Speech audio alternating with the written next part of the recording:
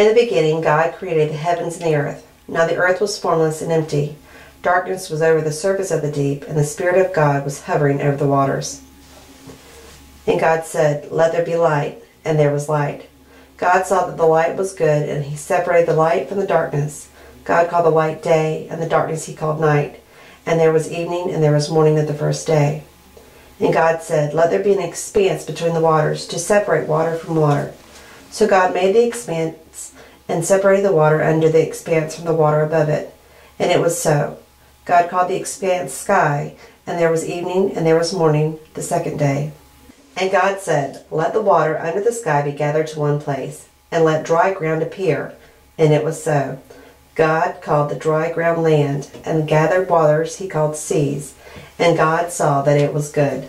Then God said, "Let the land produce vegetation, seed-bearing plants and trees on the land that bear fruit with seed in it, according to their various kinds." And it was so. The land produced vegetation, plants bearing seed according to their kinds, and trees bearing fruit with seed in it according to their kinds. And God saw that it was good. And there was evening, and there was morning, the third day. And God said, "Let there be lights in the expanse of the sky to separate the day from the night, and let them serve as signs to mark seasons and days and years. And let them be lights in the expanse of the sky to give light on the earth." And it was so. God made two great lights, the greater light to govern the day, and the lesser light to govern the night. He also made the stars.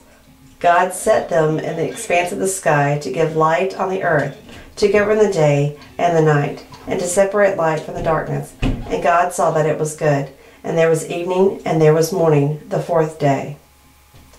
God said, "Let the water teem with living creatures, and let birds fly above the earth across the expanse of the sky." So God created the great creatures of the sea, and every living and moving thing with which the waters teems, according to their kinds, and every winged bird according to its kind. And God saw that it was good. God blessed them and said, "Be fruitful, and increase in number, and fill the water in the seas, and let the birds increase on the earth." And there was evening, and there was morning, the fifth day. And God said, "Let the land produce living creatures according to their kinds, livestock, creatures that move along the ground, and wild animals, each according to its kind." And it was so. God made the wild animals according to their kinds, the livestock according to their kinds, and all the creatures that move along the ground according to their kinds. And God saw that it was good. Then God said, "Let us make man in our image, in our likeness, and let them rule over the fish of the sea, and the birds of the air, over the livestock, over all the earth, and over all the creatures that move along the ground." So God created man in his own image. In the image of God he created him, male and female he created them. God blessed them and said to them, "Be fruitful and increase in number, fill the earth and subdue it, rule over the fish of the sea and the birds of the air, and over every living creature that moves along the ground."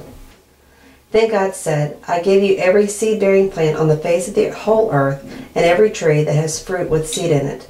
They will be yours for food. And to all the beasts of the earth, and all the birds of the air, and all the creatures that move on the ground, everything that has breath of life in it, I give every green plant for food." And it was so. God saw all that he had made, and it was very good. And there was evening, and there was morning, the sixth day.